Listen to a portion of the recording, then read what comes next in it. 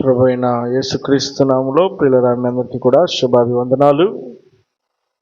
కొద్ది నిమిషాలు దేవుని మాటలు పరిశుద్ధ గ్రంథంలో 142వ కీర్తనలు 142వ కీర్తన 6వ వచనాన్ని చదువుకుందాం. 142వ కీర్తన 6వ వచనం. నేను చాలా కృంగి ఉన్నాను, నా మొరకు చెవియొగ్గుము. నన్ను తరుమువారు నాకంటే బలిష్ఠులు, వారి చేతుల నుండి నన్ను విడిపింపుము. చాలండి. కీర్తనాకారుడైనటువంటి దావీదు చాలా సందర్భాలలో ఈ కీర్తనలు రాసి ప్రార్థించినటువంటి ప్రార్థనే కావచ్చు, దేవునితో చెప్పుకున్నటువంటి సందర్భాలే కావచ్చు, ఏది ఏమైనప్పటికీ దేవునికి దావీదుకి మధ్యలో జరిగినటువంటి ప్రతి సంభాషణ ఈ కీర్తన భాగాల్లో రచించినట్లుగా మనం చూస్తూ ఉన్నాం. ఈ మాట మనం జ్ఞాపకం చేసుకుంటా ఉన్నప్పుడు కీర్తనకారుడు అంటాడు, నేను చాలా కృంగి ఉన్నాను, నా మొరకు చెవియొగ్గుము. నన్ను తరుమువారు నాకంటే బలిష్ఠులు, వారి చేతిలో నుండి నన్ను విడిపింపుము అని దేవునికి ప్రార్థన చేస్తున్నాడండి. చాలా సందర్భాల్లో దావీదు ఎరిగినటువంటి సత్యము, దావీదు భక్తిపరుడైనప్పటికీ శ్రమ తన జీవితంలో ఎదుర్కొన్నటువంటి వాడిగా కనబడుతూ ఉన్నాడు. కష్టాన్ని ఎదుర్కొన్నవాడుగా కనబడుతున్నాడు. తిరస్కారాన్ని ఎదుర్కొన్నట్టుగా మనం చూస్తూ ఉన్నాం. చాలా ఇబ్బందికరమైనటువంటి పరిస్థితుల్లో సైతము దావీదు తన ప్రయాణాన్ని కొనసాగించినటువంటి వాడిగా మనం చూస్తున్నామండి. తన నాయకుడైనటువంటి సౌలు యొక్క కోపాగ్ని ఏమాత్రం కూడా తట్టుకోలేని పరిస్థితుల్లో సైతము అక్కడ రాయబడినటువంటి మాట, ఆ కీర్తన ఏ సందర్భంలో రాయబడింది అని మనం చూస్తే ఈ 142వ కీర్తనట గుహలో ఉన్నప్పుడు దావీదు చేసిన ప్రార్థన. గుహలో ఉన్నప్పుడు అంటే దావీదు తన సింహాసనము ఏమాత్రము కూడా విడిచిపెట్టనటువంటి పరిస్థితుల్లో సైతము తాను కూడా తనకున్న ఆధిక్యతను, తనకున్నటువంటి బలాన్ని, తనకున్నటువంటి బలగాన్ని, తనకున్నటువంటి శక్తి సామర్థ్యాలన్నింటినీ కూడా పక్కన పెట్టినటువంటి సమయం అది. ఇదిగో దేవునితో ఒంటరిగా గడపడుతున్నటువంటి సమయం అది. అలాంటి సమయంలో సైతము దేవునికి మొరపెడుతున్నాడు. గుహలో ఉండి దావీదు చేస్తున్న ప్రార్థన. చాలా మంది ఎలాంటి పరిస్థితుల్లో, ఎలాంటి స్థితిగతుల్లో వారి జీవితాలను కొనసాగిస్తున్నప్పటికీ దేవుని ఎరిగిన వారు ఎంతమంది, దేవుని మీద ఆధారపడిన వారు ఎంతమంది, దేవుని మీద గురి కలిగిన వారు ఎంతమంది, పరిస్థితుల యొక్క ప్రభావమును బట్టి దేవుణ్ణి విసర్జించినటువంటి మనుషులు ఎందరో ఉన్నారు ఈ లోకంలో. కానీ భక్తిపరుడైనటువంటి దావీదు మనకు నేర్పుతున్నటువంటి పాఠం ఏంటంటే, మన జీవితంలో ఎదుర్కొన్నటువంటి స్థితిగతుల మధ్యలో, పరిస్థితుల మధ్యలో మనము అనుకూలంగా ఉన్నప్పుడు దేవునితో ఉన్న సంబంధాన్ని ఒకవేళ గొప్పగా చూపించచ్చేమో, అననుకూలంగా ఉన్న సమయంలో సైతము దేవునితో ఉన్న సంబంధాన్ని దావీదు ఇక్కడ తెలియపరుస్తూ ఉన్నాడు. దావీదుకు అనుకూలంగా ఉన్న సమయంలో కంటే అననుకూలంగా ఉన్న సమయంలో ఇంకా ఎక్కువగా దేవుని వైపు చూస్తూ వచ్చాడు. దేవుని మీద ఆధారపడతా వచ్చాడు. దేవుని మీద నమ్మిక కలిగిన వాడై ఉన్నాడు. దేవుని మీద గురి కలిగినటువంటి వాడై ఉన్నాడు. దేవుని వాక్యం సెలవిస్తున్నటువంటి మాట ఏమిటంటే, దావీదు గుహలో ఉన్నప్పుడు రచించినటువంటి కీర్తనండి. గుహలో ఉన్నప్పుడు దేవునికి మొర్ర పెట్టినటువంటి ప్రార్థన ఇది. అంటే దావీదు ఎలాంటి స్థితిగతుల మధ్యలో సైతము ప్రార్థన మాత్రం విడిచిపెట్టలేదు. కీర్తనకారుడు అంటాడు, నాకంటే బలిష్ఠులయ్యా, కాబట్టి వారి చేతిలో నుండి నన్ను విడిపించు అని ప్రార్థన చేస్తున్నాడు. చాలా సమస్యలు మనం ఎదుర్కొంటా ఉన్నప్పుడు కొన్నిసార్లు అనుకుంటాం, ఇది నా వల్ల అయ్యే పని కాదే,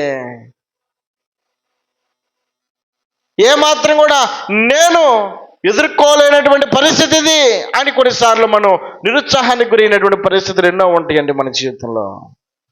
దావీదు అలాంటి పరిస్థితుల్లో సైతము దావీదు అంటున్నాడు, గుహలో దావీదు దేవునికి చేస్తున్న ప్రార్థన అంట. దావీదు అంటాడు, ఇదిగో దేవా, నేను చాలా కృంగి ఉన్నాను, నా మొరకు చెవియొగ్గుము. నన్ను తరుమువారు నాకంటే బలిష్ఠులు, వారి చేతిలో నుండి విడిపించగలిగిన వాడవు నీవేనయ్యా. తప్పించగలిగిన వాడవు నీవే, క్షేమాన్ని ఇవ్వగలిగిన వాడవు నీవే, నన్ను సంతోషపరచగలిగిన వాడు కూడా నీవే. కాబట్టి దావీదు దేవుని మీద ఆధారపడడానికి ఇష్టపడుతున్నాడు. గుహలో ఉన్నప్పటికీ, కష్టములో ఉన్నప్పటికీ, సమస్యలో ఉన్నప్పటికీ దావీదుకి మొట్టమొదటిగా గుర్తొస్తున్నటువంటి పరిస్థితి ఏంటంటే, ఇదిగో దేవునికి మొర్ర పెట్టాలన్న ఆలోచన దావీదు కలిగి ఉన్నాడండి. ఇక్కడ ఏమంటాడు తెలుసా? 142:1 నేను ఎలుగెత్తి యెహోవాకు మొరలిడుచున్నాను, ఎలుగెత్తి నేను యెహోవాను బతిమాలుకొనుచున్నాను, బహు వినయముగా ఆయన సన్నిధిని నేను మొరపెట్టుచున్నాను, నాకు కలిగిన బాధ ఆయన సన్నిధిని తెలియజెప్పుకొనుచున్నాను. నాలో నా ప్రాణము కృంగి ఉన్నప్పుడు నా మార్గము నీకు తెలియను. నన్ను పట్టుకున్నటకై నేను నడవలసిన త్రోవలో చాటుగా పగవారు ఉరినొడ్డుచున్నారు. నా కుడి ప్రక్కనను నిదానించి చూడము. నన్ను నెరిగిన వాడు ఒకడును నాకు లేకపోయెను, ఆశ్రయమేదియు నాకు దొరకలేదు, నా ఎడల జాలి పడువాడు ఒక్కడును లేడు. ఎలా ఉంది దావీదు యొక్క బ్యాక్గ్రౌండ్ అని చూస్తే, నానే మనుషులు నన్ను ధైర్యపరిచేవారు, నన్ను లేవనెత్తడానికి లేదా నన్ను భుజం తట్టగలిగినటువంటి మనుషులు ఎవరైనా నా ప్రక్కన ఉన్నారా అని చెప్పని ఒకసారి చూసుకున్నాడంట. ఎలాంటి పరిస్థితుల్లో? కృంగిపోయినప్పుడు, తన జీవితంలో ఎదుర్కోలేనటువంటి సమస్య ఎదురైనప్పుడు, దావీదు చుట్టుముట్టినటువంటి మనుషులను ఒకసారి పరిశీలన చేసినప్పుడు, తన పక్కనటువంటి మనుషులు సైతం ఎవరు కూడా తను ధైర్యపరిచేవారు లేరు. కీర్తనకారుడు అంటాడు, నాలో నా ప్రాణము కృంగి ఉన్నప్పుడు నా మార్గము నీకు తెలియను, నన్ను పట్టుకున్నట్టుకై నేను నడవలసిన త్రోవల్లో చాటుగా పగవారు. అదండి, నేను నడవలసిన త్రోవలో, నేను వెళ్తున్నటువంటి మార్గంలో, నేను చేస్తున్న ప్రయాణంలో, నేను చేస్తున్న భక్తి జీవితంలో, నాకున్నటువంటి పరిస్థితుల్లో నేను ప్రయాణం చేస్తూ ఉన్నప్పుడు, ఇదిగో మనిషిని ఇంకా ధైర్యపరచాల్సినటువంటి మనుషులు ఎదురవ్వకపోగా ఏం చేస్తున్నారంట? చాటుగా ఉరులొడ్డుతూ ఉన్నారంట. ఆల్రెడీ కృంగిపోయినటువంటి మనిషిని బలపరచాలన్న మనుషులు కనబడడం లేదు, ధైర్యపరచాలన్న మనుషులు కనబడడం లేదు. ఎలాగున్నారు? దావీదు చుట్టుపక్కల ప్రజల గురించి ఆలోచన చేసినప్పుడు దావీదు అంటాడు, వారు ఉరులొడ్డుతున్నారంట తను నడుస్తున్న మార్గంలో. ఇక్కడ తప్పించుకుంటే మరొక చోట, మరొక చోట తప్పించుకుంటే మరొక చోట అయినా దొరక్కపోతాడా అని శత్రువులు ఉరులొడ్డుతా ఉన్నారు. ఎక్కడ దావీదును పత్రం చేయాలన్న ఆలోచన, ఎక్కడ దావీదును నిరుత్సాహపరచాలన్న ఆలోచన, ఎక్కడ దావీదును ఏ మాత్రం కూడా ధైర్యం లేకుండా చేయాలన్న ఆలోచన, శత్రువులు ఉరులొడ్డుతూ ఉన్నటువంటి వ్యక్తుల మధ్యలో తన జీవితం గడుపుతున్నాడండి. సరే, శత్రువులు ఉరులొడ్డుతున్నారు కదా అని చెప్పని అనుకొని ఎట్టొకట తప్పించుకొని ముందుకెళ్దాం అనుకుంటే, అక్కడ చూస్తుంటే 4వ వచనం అంటాడు, నన్ను ఎరిగిన వారు ఒక్కడును నాకు లేకపోయి, నన్ను ఎరిగిన వారు, నన్ను అర్థం చేసుకునేవారు, నాకు ధైర్యం చెప్పేవారు, ఇక అప్పటి వరకు నాతో బాగానే ఉన్నవారు, ఇకేం పర్వాలేదు వీళ్ళు నాకు ఉన్నారు అని చెప్పని అనుకుంటే, వాక్యం నన్ను ఎరిగిన వారు ఒక్కడు కూడా నాకు లేకపోయాను.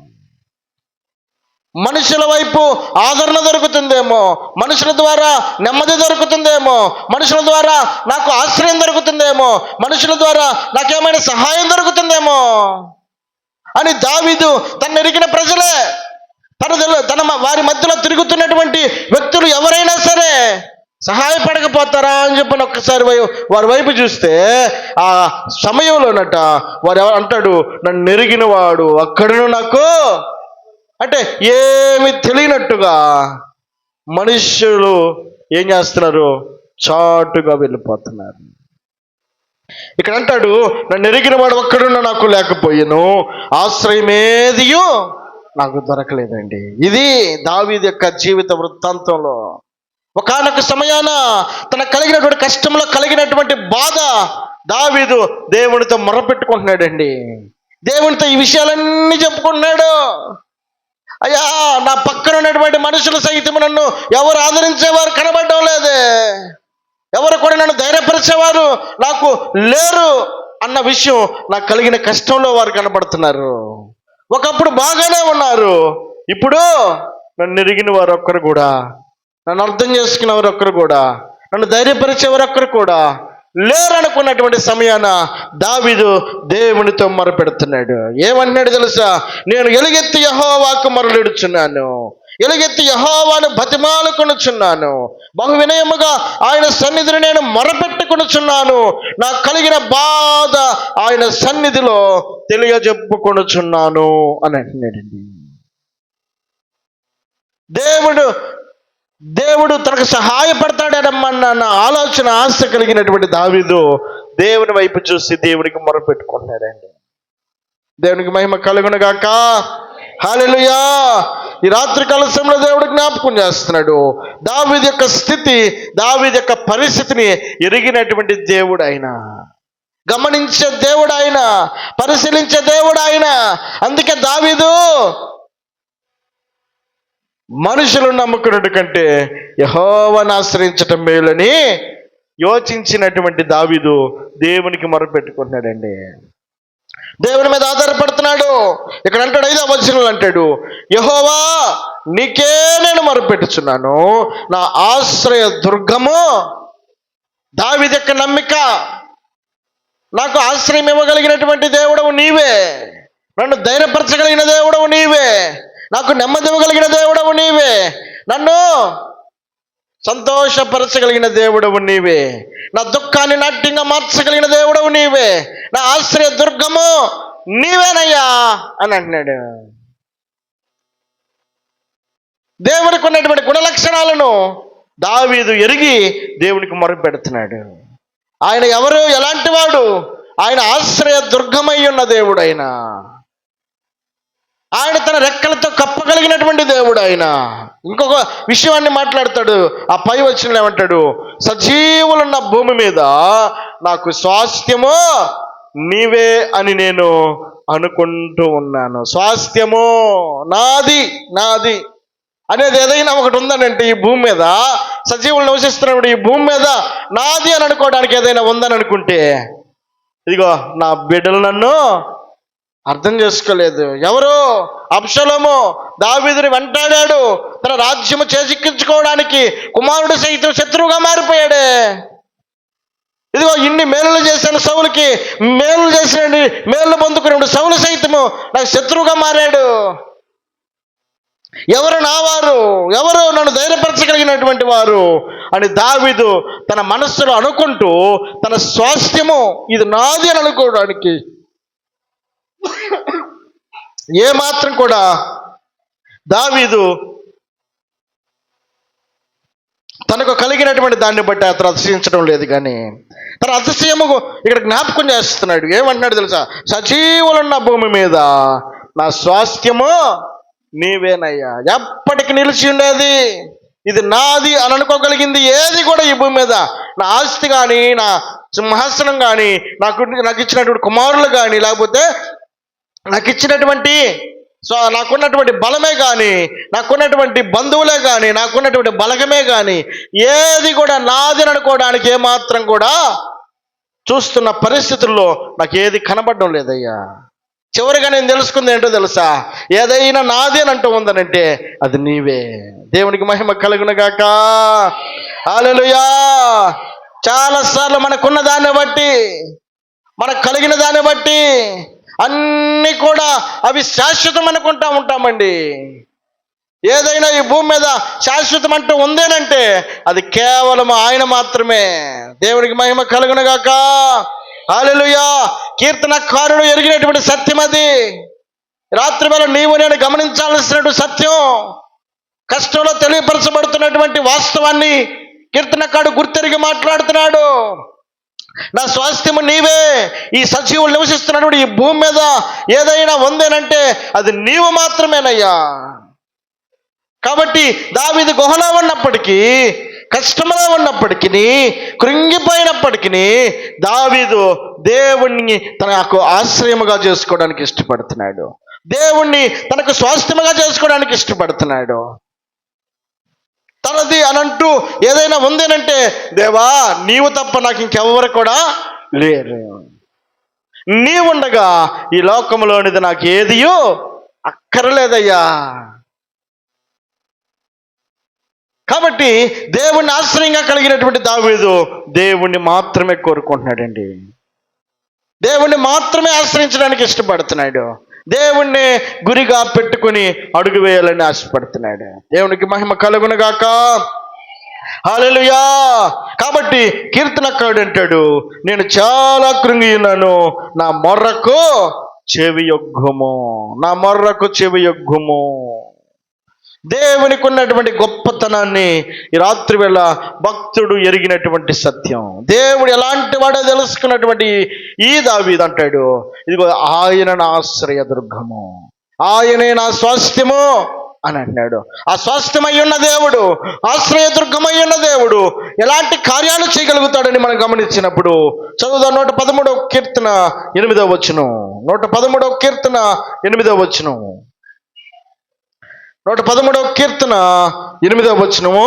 ఆయన నేల నుండి దరిద్రులను లేవనెత్తువాడు, పెంట కుప్పల మీద నుండి బేదలను పైకెత్తువాడు. ఆయనకున్నటువంటి గుణం ఏంటంటే, ఆయన లేవనెత్తే దేవుడు. నీకున్న స్థితిని బట్టి చూడ్డు, నీకున్న పరిస్థితిని బట్టి చూడ్డు, నువ్వు ఏ స్థితిలో ఏ పరిస్థితిలో నువ్వు దేవునికి మొరపెడుతున్నావో, మొరపెట్టిన నీ మొరను ఆలకించగలిగినటువంటి దేవుడు, వినగలిగినప్పుడు తప్పక లేవనెత్తగలిగిన దేవుడై ఉన్నాడు. పడిపోయిన వ్యక్తిని అంతను చూస్తూ ఉండే దేవుడు కాదు ఆయన. పడిపోయినటువంటి వ్యక్తిని లేవనెత్తగలిగిన దేవుడు ఆయన. కృంగిపోయినటువంటి వ్యక్తులను లేవనెత్తగలిగిన వారు దేవుడు ఆయన. అందుకే వాక్యం సెలవిస్తున్నటువంటి మాట ఏమిటంటే, ఇదిగో నేను చాలా కృంగి ఉన్నాను, నా మరొక చెవి యొగ్గుము, నన్ను తరుమువారు నాకంటే బలిష్ఠులై ఉన్నారు, వారి చేతులలో నుండి నన్ను విడిపించయ్యా, నన్ను లేవనెత్తయ్యా అని చెప్పని దావీదు పెట్టిన మొర ఈ రాత్రి వేళ దేవుడు ఆలకించిన వాడుగా కనబడుతున్నాడండి. ఎందుకనంటే ఆయన పెంట కుప్పల మీద ఉన్న వారిని, బేదలను పైకి లేవనెత్తగలిగిన వాడు. విలువైన వాళ్ళు వాళ్ళు ఏమన్నా బేదలనంటే విలువ ఉందా ఈ లోకంలో? పెంట కుప్పల మీద ఉన్నటువంటి వారు ఎలా ఉంటారు? అసహ్యంగా కనబడతా ఉంటారు. కానీ ఎలాంటి వాడు తెలుసా? అసహ్యంగా కనబడినటువంటి వ్యక్తులను సైతము, అలాగే బీదలుగా ఉన్నటువంటి వ్యక్తులు సైతము, క్రింద ఉన్నటువంటి వ్యక్తులు ఉన్నటువంటి వారిని సైతము, దరిద్రులుగా ఉన్నటువంటి వారిని సైతము ఎవరు కోరుకుంటారండి? ఎవరు లేపడానికి ఇష్టపడతారు? కానీ ఆయన స్వభావం ఎలాంటిదనంటే, ఆయన నేల నుండి దరిద్రులను లేవనెత్తగలిగిన దేవుడు. దేవునికి మహిమ కలుగునగాక. ఆయనకు సాధ్యము, ఆయన సాధ్యపరచగలిగినటువంటి దేవుడు, ఉన్నది లేనట్లుగా చేయగలిగినటువంటి దేవుడు, లేనిది ఉన్నట్లుగా చేయగలిగినటువంటి దేవుడు, పరిస్థితులను మార్చగలిగినటువంటి దేవుడు, పడిపోయిన వారిని లేవనెత్తగలిగినటువంటి దేవుడు. ఈ రాత్రికాల సమయంలో నీవు ఎరిగినటువంటి దేవుడు అని గ్రహించగలిగితే కీర్తనకారుడు అంటాడు, దేవా నా ఆశ్రయ దుర్గము నీవేనయ్యా. ఇదిగో సజీవులు నివసిస్తున్నటువంటి ఈ భూమి మీద నా స్వాస్థ్యము నీవేనయ్యా, నాకున్న ఆధారము నీవే. ఆ ఆధారమై ఉన్నటువంటి దేవుణ్ణి ఈ రాత్రి వేళ ఎరిగినటువంటి నీవు నేను ఆయన గుణలక్షణాన్ని గుర్తించాలండి. ఆయన బీదలను లేవనెత్తగలిగిన దేవుడు, పెంట కుప్పల మీద ఉన్న వారిని లేవనెత్తగలిగిన దేవుడు, బలహీనులను లేవనెత్తగలిగినటువంటి దేవుడు, పడిపోయిన వారిని లేవనెత్తగలిగినటువంటి దేవుడు. ఆయన పడిపోయిన వారిని లేవనెత్తడం తెలుసు, కానీ నిలిచిన వాళ్ళను పడగొట్టడం ఆయన గుణలక్షణం కాదండి. అది సాతానుని యొక్క ప్రయోగం. అది యోబుని ఎవరు పడగొట్టారు? ఎవరి ప్లాన్ అది? బాగా బ్రతుకుతున్నటువంటి యోబును చూసి ఓర్చుకోలేనటువంటి సాతానుడు ఏమంటున్నాడు తెలుసా? అయ్యా, నువ్వు అన్నీ ఇచ్చావు కాబట్టి యోబు నిన్ను స్తుతిస్తున్నాడు, కానీ ఒకసారి లేకుండా చెయ్యి. చూడండి ఎట్లాంటి కుయుక్తి అయినటువంటి ఆలోచన. లేకుండా చెయ్యి ఒకసారి. యోబు యొక్క మాట ఎట్టుంటుందో చూడు. ఇప్పుడు దాకా న్యాయవంతుడు అన్నావే, యథార్థవంతుడు అన్నావే అని సాతానుడు వేసినటువంటి కుయుక్తికి యోబు పతనం అయిపోయాడండి.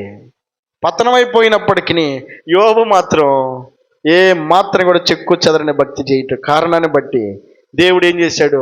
పైకి లేవనెత్తాడు. దేవునికి మహిమ కలుగునుగాక. హల్లెలూయా, హల్లెలూయా. దావీదు యొక్క జీవితమును ఈ రాత్రి వేళ నీవు నేను మనం జ్ఞాపకం చేసుకోగలిగితే ఎలాంటి దావీదో తెలుసా? ఇప్పుడు ఏమన్నాడు తెలుసా? అయ్యా, నేను చాలా బలహీనపడి ఉన్నాను, నన్ను బలపరచు అంటున్నాడు. అంత మాత్రమే కాదు, ఇంకేమంటున్నాడు? నేను కృంగిపోయి ఉన్నాను, నన్ను నా మరొక చెవి యొక్కయ్యా, నన్ను లేవనెత్తని చెప్పనని దావీదు కృంగిపోయి ఉన్నాడంట. ఇప్పుడు ఎవరు సహాయం కోరుతున్నాడు? దేవుడు సహాయం కోరుతున్నాడు. ఒకప్పుడు ఈ సౌలు ఎదుటి నుంచి పారిపోక మునుపు ఎలాంటి వాడు తెలుసా? ధైర్యాన్ని కోల్పోయిన వ్యక్తి కాడు, కానీ అందరికీ ధైర్యాన్ని చెప్పగలిగినటువంటి స్థాయిలో దావీదు ఉన్నాడండి. ఎలాంటి గొప్పవాడైనా సరే సాతానుడు ఏం చేస్తాడు? పడగొట్టాలని ప్రయత్నం చేస్తూ ఉంటాడు. దేనికోసం? ఇదిగో భక్తి జీవితంలో మనలను బలహీనపరచు నిమిత్తమై. దావీదు ఎలాంటి వాడో తెలుసా? ఇప్పుడు ఏమంటున్నాడు? నేను కృంగిపోయి ఉన్నానయ్యా, నన్ను లేవనెత్తయ్యా. 142వ కీర్తనలో 6వ వచనంలో ఏమంటున్నాడు? నేను చాలా కృంగి ఉన్నాను, నా మరొక చెవి యొక్కము, నన్ను తరుమువారు నాకంటే బలిష్ఠులు, వారి చేతుల నుండి నన్ను విడిపించయ్యా. నన్ను తరుమువారు నాకంటే, ఒకప్పుడు బలిష్ఠులైన వారిని ఎదుర్కొన్నటువంటి వ్యక్తి అండి ఇతను. ఇప్పుడు ఏం చేస్తున్నాడు తెలుసా? నాకంటే బలిష్ఠులని భయపడేటువంటి వ్యక్తిగా తన జీవితంలో కనబడుతున్నాడండి. వాక్యంలో మనం చూసినప్పుడు తన యొక్క బ్యాక్గ్రౌండ్లో ఇదిగో ఇలాంటి బలహీనుడిగా మారక మునుపు దావీదు యొక్క ధైర్యం ఎలాంటిదో తెలుసా? చదువుదామా?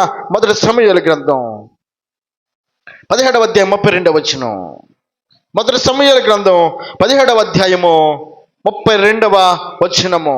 అమ్మా, ఈ ఫిలిష్తీయుని బట్టి ఎవని మనస్సును కృంగ నిమిత్తము.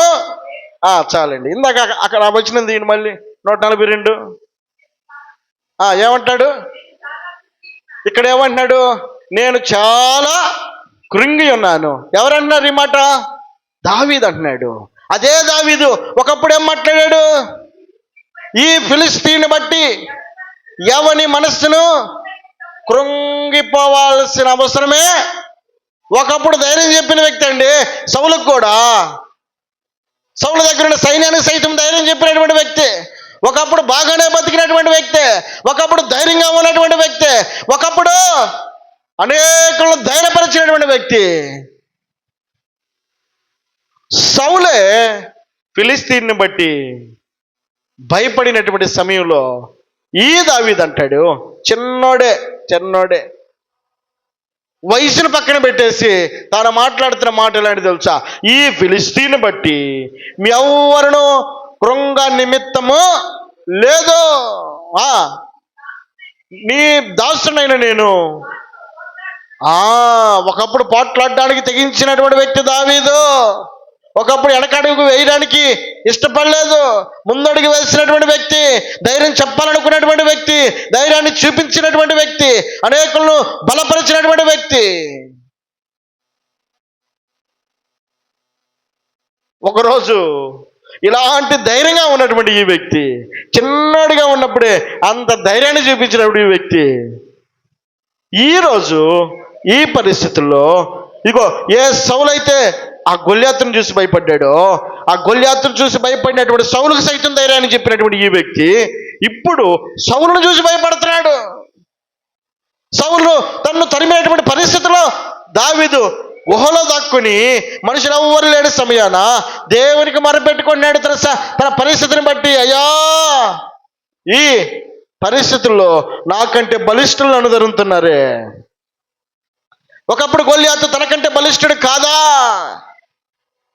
ఎత్తు చూడబోయినా, బలం చూడబోయినా, ఏ మాత్రం కూడా సరితూగనటువంటి వ్యక్తితో పోట్లాడి తన తలను తెగనరికినటువంటి ధైర్యశాలి,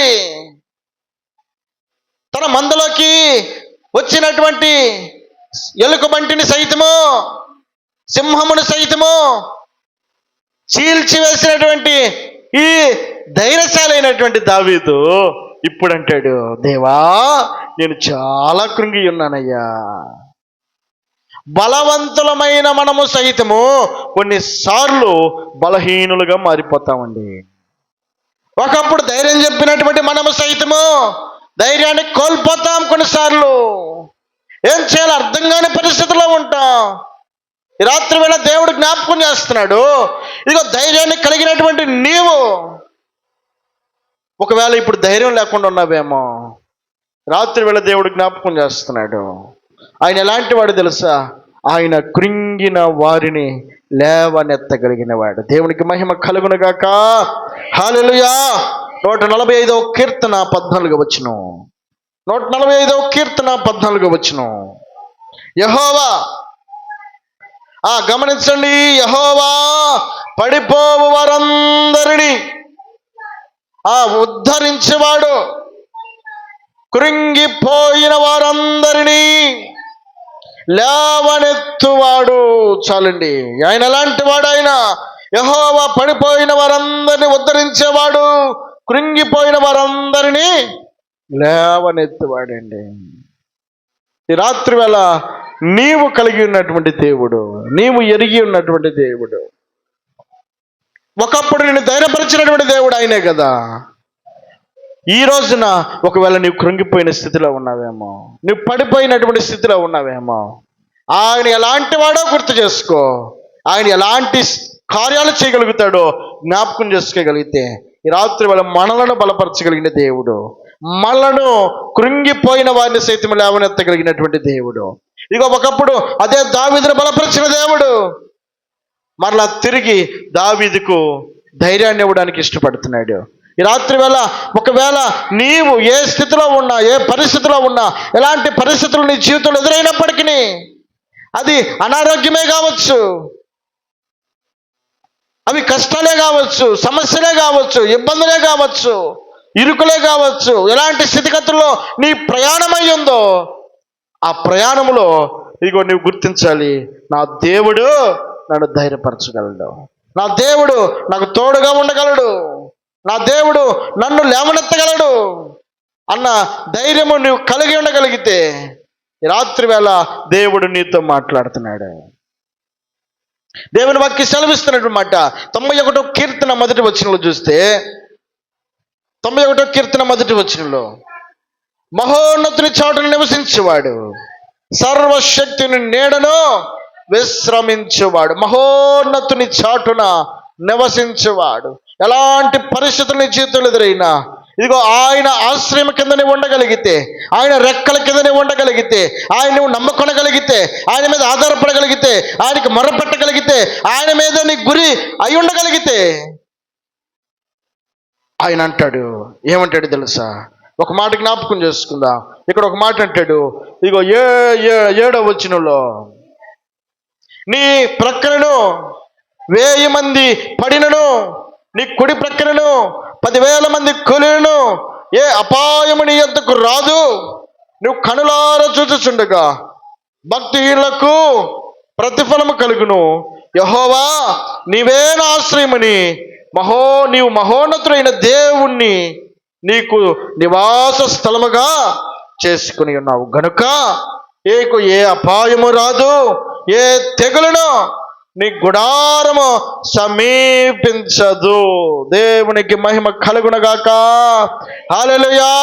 ఈ రాత్రి వేళ మనం విశ్వసించాలి, మనం నమ్మాలి, ఆయన మీద ఆధారపడగలిగితే ఆయన మనము నమ్ముకొనదగినటువంటి సహాయకుడండి. నమ్ముట నీ వలనైతే సమస్తము సాధ్యమే. దేవునితో ఏదైనా సరే నువ్వు ప్రార్థన చేసేవా, ఆయన నమ్ము. నువ్వు మొర్రపెట్టావా, నీ సమస్యలో, నీకున్న కష్టంలో, నీకున్న ఇబ్బందిలో ఒక మనిషితో నువ్వు ఏ విధంగా అయితే ఉదయం మాట్లాడుకుంటావో, నువ్వు వెళ్తున్న మార్గంలో కావచ్చు, నువ్వు కూర్చున్న ప్రదేశంలో కావచ్చు, నువ్వు ఏ పని చేస్తున్నా నువ్వు మనుషులతో ముచ్చటించినట్టుగా దేవునితో మాట్లాడు, దేవునితో చెప్పుకో. చూసే వాళ్ళకి అది ఎరితనంగా కనపడొచ్చేమో, కానీ ఇదిగో దావీదు చేస్తున్న పని అదండి. దేవునికి మొరపెడుతున్నాడండి. గుహలో కూర్చొని ఒక్కడే మొరపెట్టుకుంటున్నాడు. రాత్రి వేళ నీవు చేయాల్సిన పనిలో ఒకవేళ ఎక్కడ లోపం ఉందో, ఎక్కడ ఆయనకు మొరపెట్టే విషయంలో, ఎక్కడ ఆయన మీద ఆధారపడే విషయంలో, ఎక్కడ ఆయన మీద నమ్మిక కలిగి ఉండేటువంటి విషయంలో, ఎక్కడ నీవు ఆయనతో ఉన్నటువంటి సంబంధాన్ని పెంపొందించుకునే విషయంలో ఒకవేళ వెనకబడి ఉన్నావేమో, ఇదిగో సమస్యల గురించి ఆలోచించినంత సమయము దేవుని దగ్గర గడపలేకపోతున్నామేమో, ఈ రాత్రి వేళ జ్ఞాపకం చేసుకుందామండి. దేవునికి మొరపెట్టాలని దేవుడు కోరుకుంటున్నాడు. తనకు నిజముగా మొరపెట్టే వారికి ఆయన సమీపముగా ఉండే దేవుడు అండి. ఆయన గొప్ప దేవుడు, మన బలపరచగలిగినటువంటి దేవుడు. ఈ రాత్రి వేళ నీవు నేను మనము సైతము ఆధారపడగలిగినటువంటి ఆ గొప్ప దేవుణ్ణి మనము ఆశ్రయిద్దాం, ఆయన మీద ఆధారపడదాం. దేవుడి మాటలు దీవించును గాక. తల్ల వంచుదాం, ప్రార్థన చేసుకుందాం.